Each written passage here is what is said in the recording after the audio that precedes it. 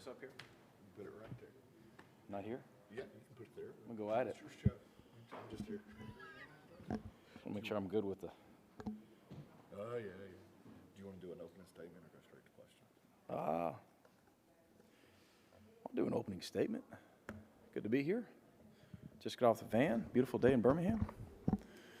Hope everybody's doing well. That's all I got. Go Dogs. What do you guys have for me? All right, we'll start up front with Bob.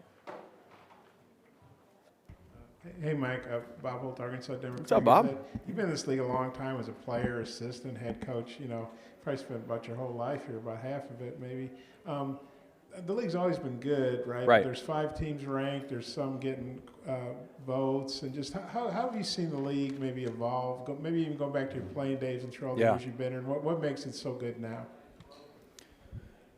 A really good roster of coaches and staffs. The uptick in talent level and recruiting over the past decade, it's at an all-time high. And we're saying the same thing every year, right? I mean, the last few years I've sat here and we've all gotten similar questions, and we say, I think the league's better than it's ever been. And you continue to say it. I think this will be the best year in the history of the league. And we might be saying the same thing again here next year. It probably will be. A couple good examples. We're at Louisiana Tech, right? And we played at Georgia in the NIT, and I think Georgia finished that year near the top of the league. Georgia this year's picked 12th, if I'm not mistaken, off the top of my head, right? And the preseason computer rankings, Ken Palm's got us 57. It's incredible. It speaks to the strength of the league. I think the 12th place predicted team probably 10 years ago would have been at or near 200, right? The depth of this league is incredible right now.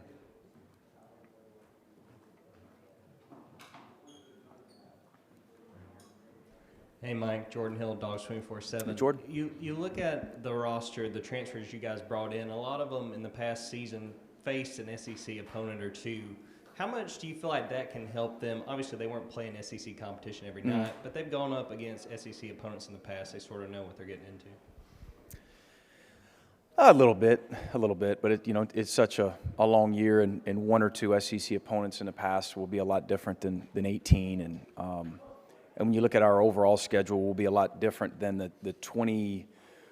What do we have? 24 high major games. We've got 6 high major non-conference opponents in addition before the SEC tournament, so 24 out of 31. It's we have beefed up our schedule, our non-conference schedule. The conference schedule continues to get tougher.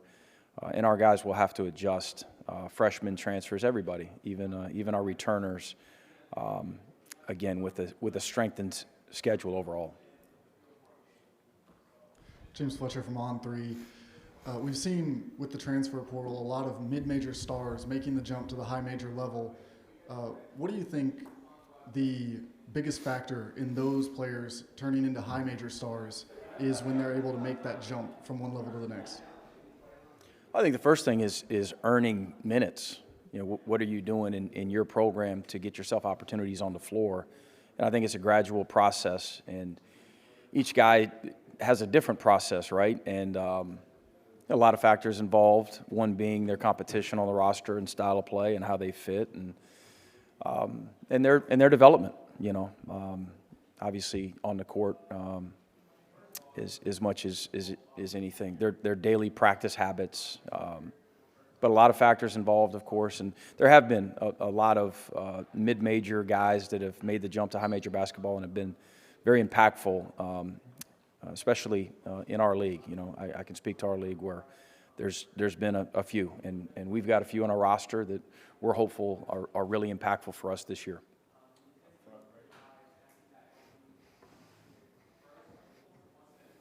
Good morning, Coach, or good afternoon, I guess. Coach, AP Stedham, AP Kelly, as we see at syndicated radio. Coach, what did you learn about your team's trip to Italy, and why Italy, and maybe I should say, why not Italy? I think you answered it really with the why not Italy. As we talked about it as a staff and as an administration, everybody was excited. A lot of us hadn't had the opportunity to visit that country, and it was an amazing experience for the entire program. Hardly anyone on the trip had been to Italy and had a chance to sightsee and develop on the court, off the court, strengthen relationships, of course, learn a lot, spend time with one another, and then, of course, take advantage of the extra practice time that we got heading into the trip. It's an incredible trip for us.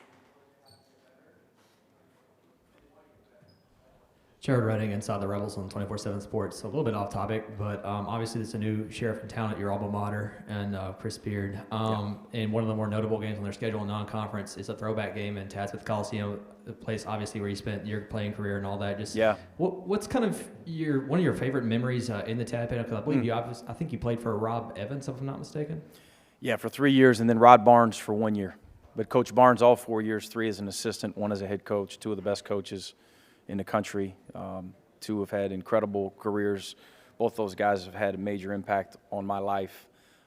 Coach Evans, to this day, have a consistent contact, as much a mentor as anyone in my life outside of my parents, Rob Evans, and Rod Barnes gave me an opportunity to come back and work for him at my alma mater after 4 years at Jacksonville State. So those 2 guys, incredible human beings, great coaches, a lot of great memories for myself and our teammates and our fan base. Tadsmith Coliseum was rocking at one point, where we had a lot of success there, 95 to 99, and played with some really good players who I threw the ball to and ran to the corner, before I turned it over, and fouled a lot, of course.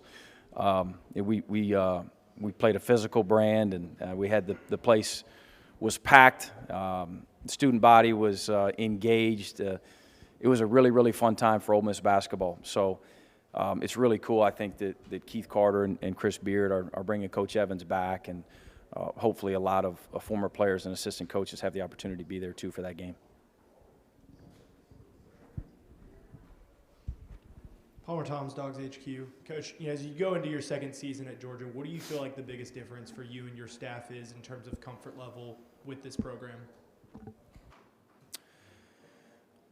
I feel like we'll be better. I mean, simply put, I think we're bigger, more athletic, deeper, a better passing team, a better ball handling team. We're more familiar with our surroundings, with some, with expectations, with all those things. I mean, we're just further ahead this year than we were at this point last year. I think the Italy trip had something to do with that, of course. And we're just excited for the opportunity to be even more competitive again in the SEC this year. Coach Anthony Dash at UJSports.com. As far as Russell goes, and what you've seen of him in practice this year, what impact are you, tangible impact are you seeing on the court right now as you get ready for the season? Size, 7 foot 280, Dash, presence. He takes up space, right? He's a really good screener. He's a really good offensive rebounder. He's working on his ball screen defense to become more effective there. And at 280, really changes ends well, at least in spurts. We got to be more consistent with that. But he's a guy that's going to impact our program greatly and immediately.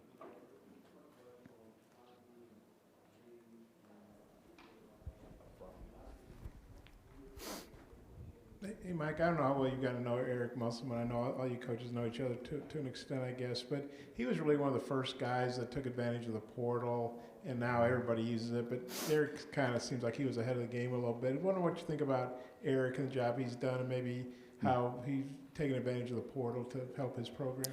Yeah, sure. He's the perception there is that Coach Muss has done a really good job with transfers, and I certainly would not disagree with that. And he's done a lot of good things at Arkansas. Obviously, he's had a heck of a run to this point, and I think that our whole league, our entire league at this point now, is taking advantage of the transfer portal, doing the best we can with finding the right guys that fit what we're trying to do.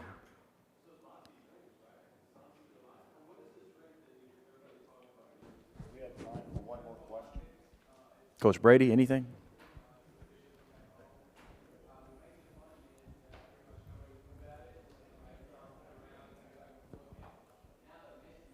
Okay, thank you. Great. Thank you, guys.